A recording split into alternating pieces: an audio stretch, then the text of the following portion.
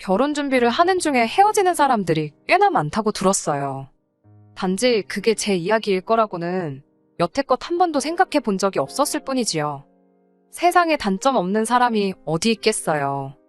어지간한 일이라면 긴 시간 연애해온 만큼 몰랐던 사실이라도 제가 묻고 넘어가겠는데, 이건 제가 남자친구랑 결혼을 하는 건지 예비 신우자리랑 결혼을 하는 건지 싶을 정도로 헷갈려서 결국엔 결단을 내렸습니다. 진작에 저희 어머니 말을 들었다면 적어도 결혼 준비를 시작한 몇 달 안 되는 시간이나마 낭비하지는 않았을 텐데, 제가 뭐가 잘났다고 무슨 고집을 그렇게 부렸나 싶어요. 어른들 말 들어서 손해볼 게 없다는 게 무조건 맞는 말은 아니겠지만 괜히 있는 말이 아니라는 생각을 갖게 되었습니다. 결혼까지 생각했던 남자친구와는 인연이라는 길다면 길고 짧다면 짧은 시간을 연애했습니다. 둘이 서로가 차이가 나지 않는 그냥 어디서나 볼 수 있는 평범한 한 쌍이었어요. 둘 다 서로 서울에 있는 비슷한 수준의 대학교를 졸업했고, 졸업 후에도 적당히 괜찮은 조건의 회사를 다니고 있었지요. 서로를 아는 지인들의 소개로 처음 알게 되었고, 서로 집이 가까운 곳에 있다 보니 그만큼 더 자주 만나게 되면서 결국 결혼 이야기까지 나오게 되었습니다.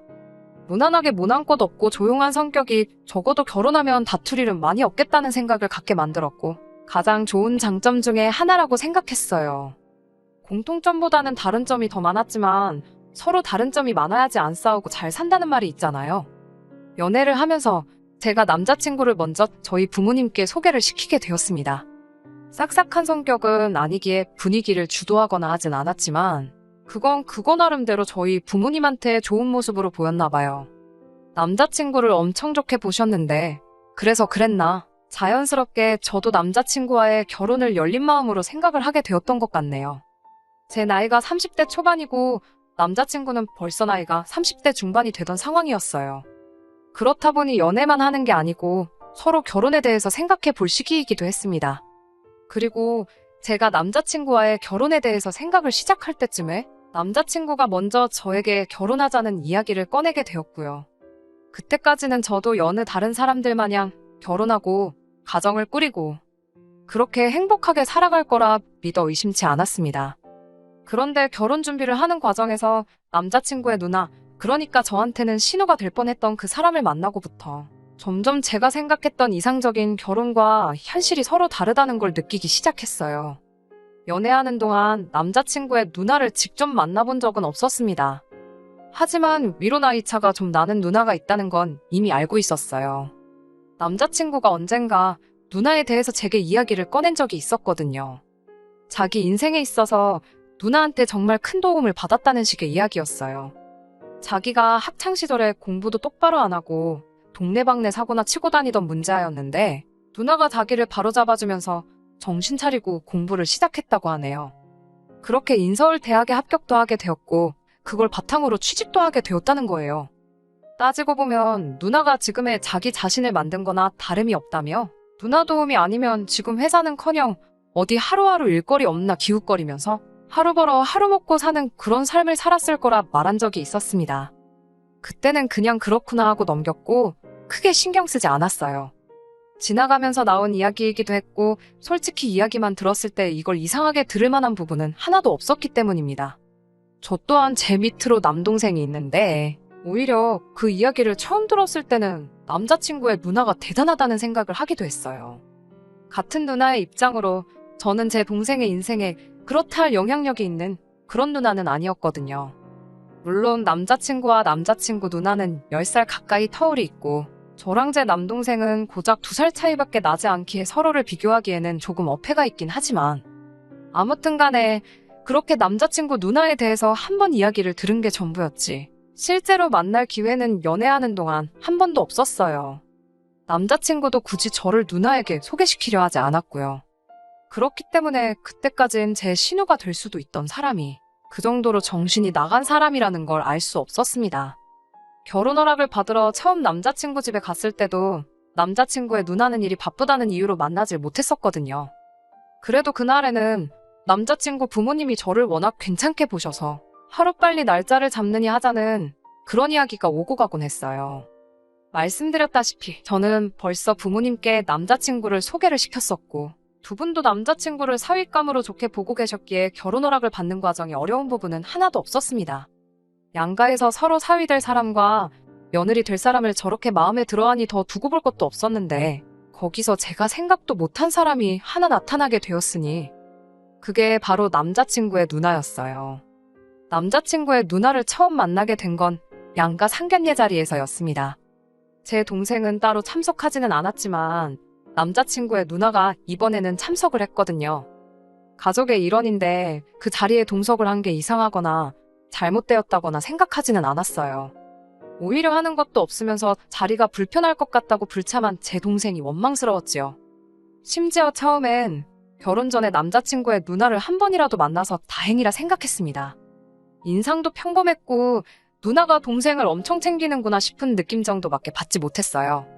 그런데 상견례 자리가 끝나고 집에 돌아와서 저희 어머니께서 표정이 많이 심란해 보이시더라고요. 그러더니 저한테 심각한 표정으로 하시는 말씀이 이 결혼을 다시 생각해보면 어떻겠냐는 충격적인 말을 하시더라고요.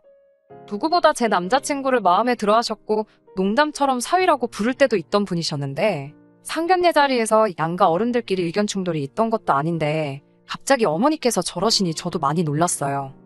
어머니께 방금 상견례 마치고 왔는데 그게 무슨 말씀이시냐 물었어요.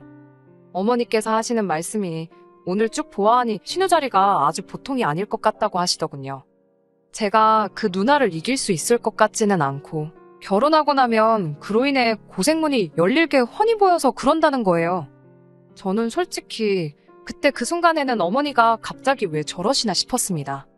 이야기 다 끝난 상황에 결혼을 뒤집어 엎어야 한다고 말씀하시는 게 말이에요.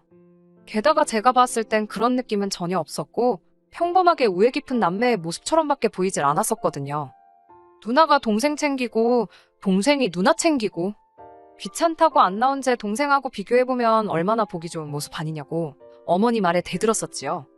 그랬더니 어머니께서 저에게 말하시기를 어머니께서 살아온 세월이 몇 년인데 웬만한 사람들 딱 보면 안다고 하시면서 걱정이 돼서 그런다 하시더라고요. 다른 사람 일도 아니고 니네 큰고모가 딱 그런 신우였다고 하시면서요. 저희 친가 쪽, 그러니까 저희 할머니께서 아들 욕심이 있으셔서 아버지 위로 누나가 4명이나 있어요.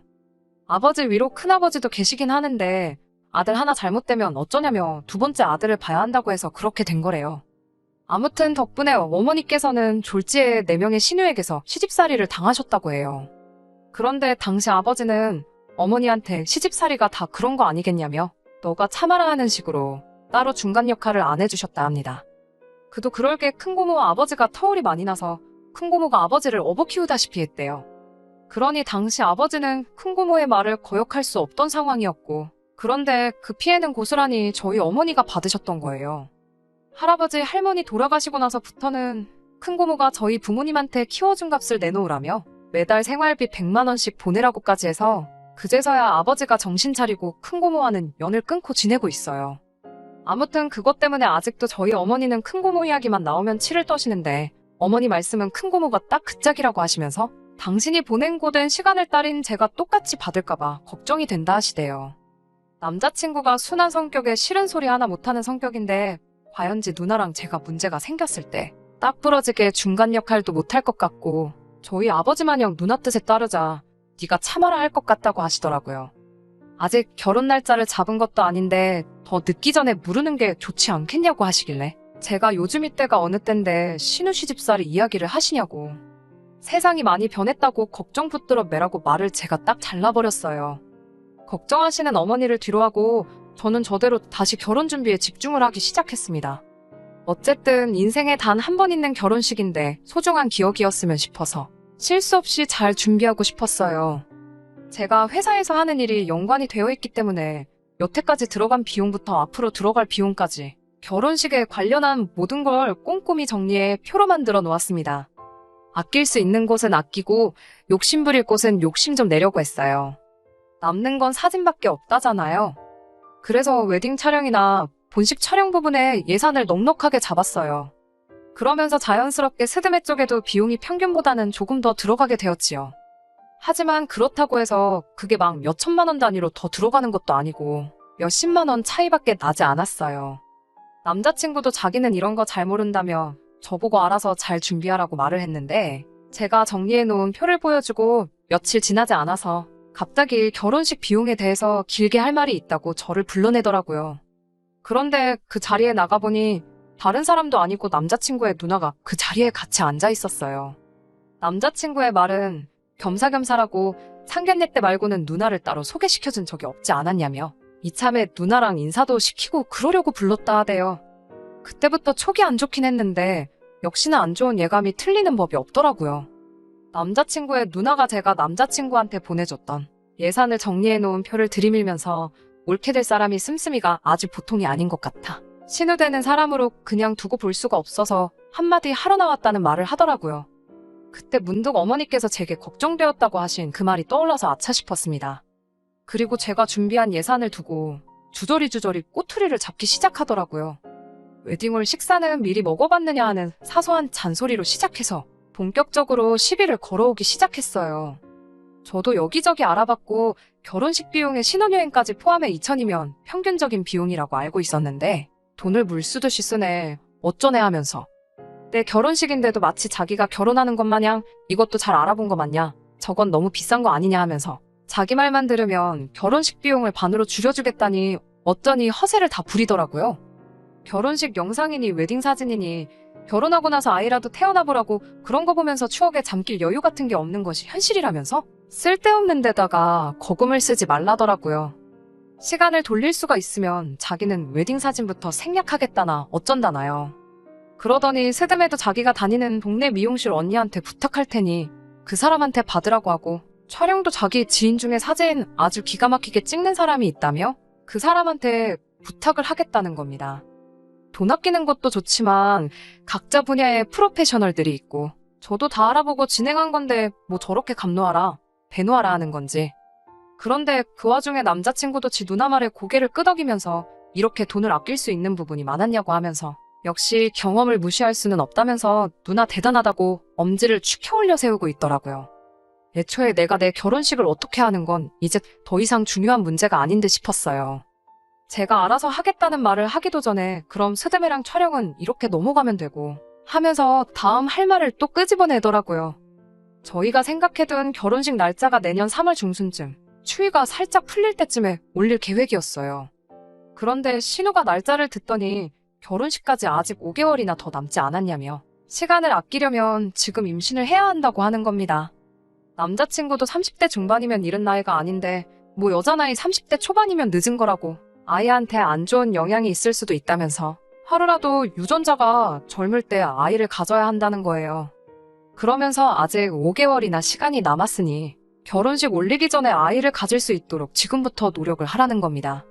애를 미리미리 만들어두라니 무슨 음식 재료 준비하는 것도 아니고 저걸 말이라고 하는가 싶었어요.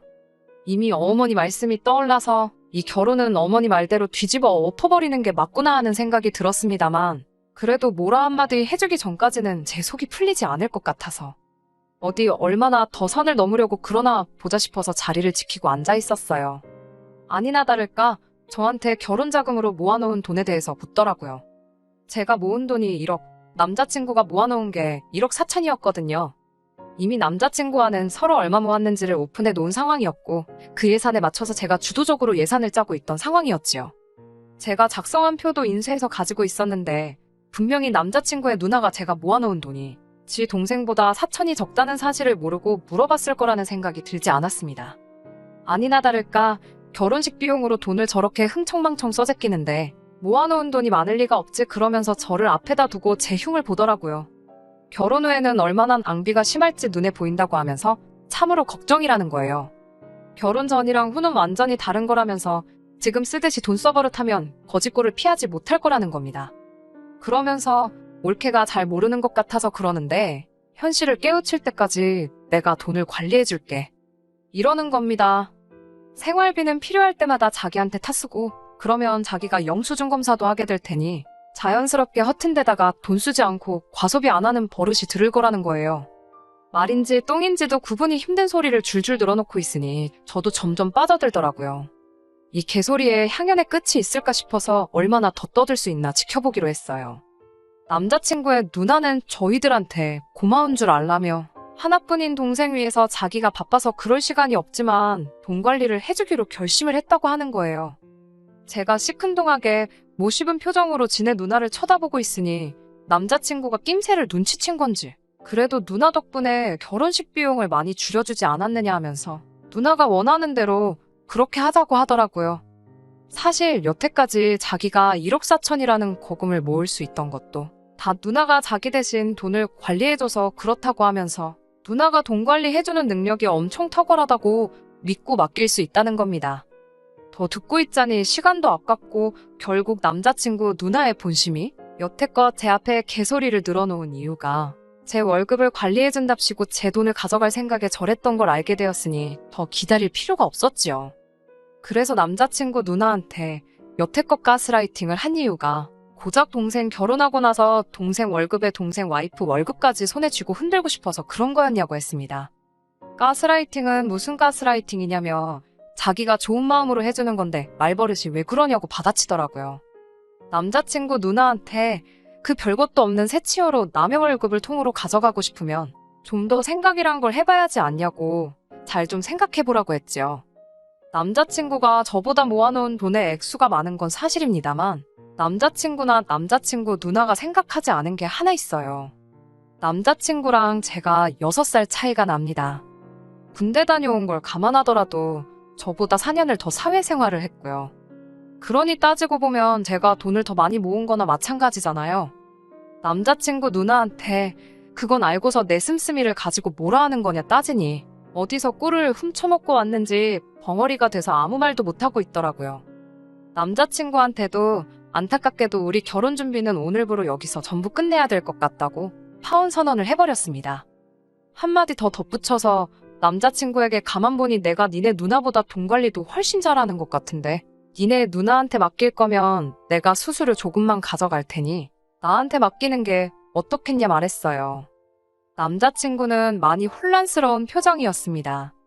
솔직히 여태 만나온 시간이 있어서 그랬나 안타까운 마음이 들긴 했지만 평생 남자친구 누나한테 휘둘리며 사는 결혼 생활을 택하는 것보단 파혼이란 결정이 100번 옳다 생각했습니다.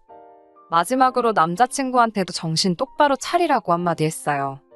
파혼을 결정하는 데 있어서 일을 크게 만든 건 니네 누나가 맞지만 결정적인 역할을 한 건 앵무새마냥 누나 말이 맞다고만 대답하고 있는 당신 모습에 크게 실망을 해서 그런 거라고요. 그러니까 이 파혼을 가지고 누나를 원망할 게 아니라 자기 자신을 가장 원망해야 하겠다 쏘아붙이고는 자리를 박차고 나왔습니다. 일이 이렇게까지 될 줄은 몰랐지만 어머니 말씀에 진작에 귀 기울일 걸 그랬어요. 그러면 이런 꼴도 안 봐도 되고 시간도 많이 아꼈을 거 아니에요. 집에 도착해 자초지종을 이야기하니 그래도 결혼해서 이혼하는 것보다 파혼이 낫지 않냐면서 어머니께서 잘했다 하시더라고요. 어머니께선 오랜 세월을 바탕으로 축적된 경험으로 제게 해주신 충고였을 텐데 제가 너무 제 생각만 하고 자만했던 게 참 부끄럽더라고요. 아무튼 가스라이팅이란 게 그렇게 무서운 거라는 걸 이제야 알았네요.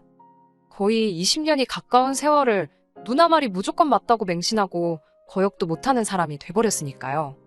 차라리 진작에 남자친구 누나를 만나봤으면 좋았을 텐데 이제 와서 다 끝난 마당에 생각해봐야 아무 소용없는 걸 알지만 누나가 일부러 상견례 날까지 결혼 날짜 잡을 때까지 자기 본 모습과 정체를 일부러 숨겼던 게 아닌가 싶습니다. 괜히 미리 보였다가 눈치채게 만들어 화투 내는 것보다 서서히 시간을 들여가며 자기 동생에게 했던 것처럼 저에게도 똑같이 가스라이팅을 할 계획이 아니었나 싶네요. 아마 저희 어머니께서 저에게 미리 경고해준 게 없었다면 만약이란 건 없지만 신우 말에 혹해서 넘어갔을 수도 있을 것 같네요. 그래도 어머니의 현명함 때문에 정말 지옥 문턱에서 유턴을 한 게 아닌가 싶어 안심이네요. 6개월 만에 다시 찾았습니다. 원래대로였다면 결혼식을 지난달에 올리고 딱 신혼여행 다녀와서 신혼생활을 즐기고 있었을 그때 그 스니입니다. 사연 남겼던 게 생각이 나서 이렇게 후기를 보내드려요. 사실 남자친구한테서 파혼을 하고 한 달이 지나지 않아서 다시 연락이 왔습니다. 제가 옳았고 누나가 틀렸다고 하면서 말이에요. 저는 솔직히 그날 충분히 이해를 시켜줬다고 생각했는데 제정신을 차릴 때까지 시간이 좀 걸린 게 아닌가 싶었어요. 얼굴이 반은 울상이 되어서 한다는 말이 누나가 여태까지 자기를 속여왔다는 겁니다. 무슨 말인고 하니 제 말을 듣고 자기가 곰곰이 따져서 계산을 해봤는데 아무리 생각해도 돈이 5천만 원 이상은 비는 것 같다고 하는 거예요. 자기가 자취를 하고 있었지만 뭐 취미가 있는 것도 아니고 술을 즐기는 것도 아니라서 생활비라고 별로 드는 것도 없는데 자기가 10년이 넘는 세월 동안 벌어들인 돈만 계산해봐도 1억 4천이면 돈이 너무 적다 싶었다네요. 그래서 지 누나한테 자기 돈을 관리한 내역을 좀 보고 싶다고 물어봤는데 누나가 보여준다 하면서 차일피일 미루다가 남자친구가 집까지 찾아가니 따로 관리한 내역을 적어놓은 게 없다는 식으로 나왔다는 겁니다. 알고 보니 그동안 남자친구 누나가 야금야금 남자친구 돈에서 자기 필요한 데다 쓰고 애들한테 쓰고 놀러 다니고 뭐 그랬던 사실을 알게 되었다네요. 그래서 이제 다 깨달았다고 누나랑은 연을 끊었고 이제 제가 하자는 대로 할 테니 다시 시작하자고 하는 겁니다. 그래서 남자친구한테 이제라도 정신 차려서 다행이고 다시 시작할 마음은 없으니까 다른 사람 찾아보라고 한마디 해줬네요. 결국 스스로 잘해볼 생각은 없고 누나 대신으로 찾은 게 저니까 제 말 듣고 살겠다는 거잖아요. 자기 스스로 생각해서 결정도 못 내리는 그런 사람하고 살아봐야 좋을 거 하나 없고 저러다 또 언제 누나 품에 돌아갈지 누가 알겠나 싶어서 내 사전에 두 번째 기회란 없다고 그냥 잘 살려고 했습니다. 그렇게 영영 이별하게 되었는데 아쉬운 건 하나도 없네요. 그냥 속이 후련할 따름입니다. 끝까지 들어주셔서 감사합니다. 오늘의 사연은 여기까지입니다. 구독과 좋아요, 알람 설정 부탁드리고 더 좋은 사연으로 다시 찾아뵙겠습니다. 감사합니다.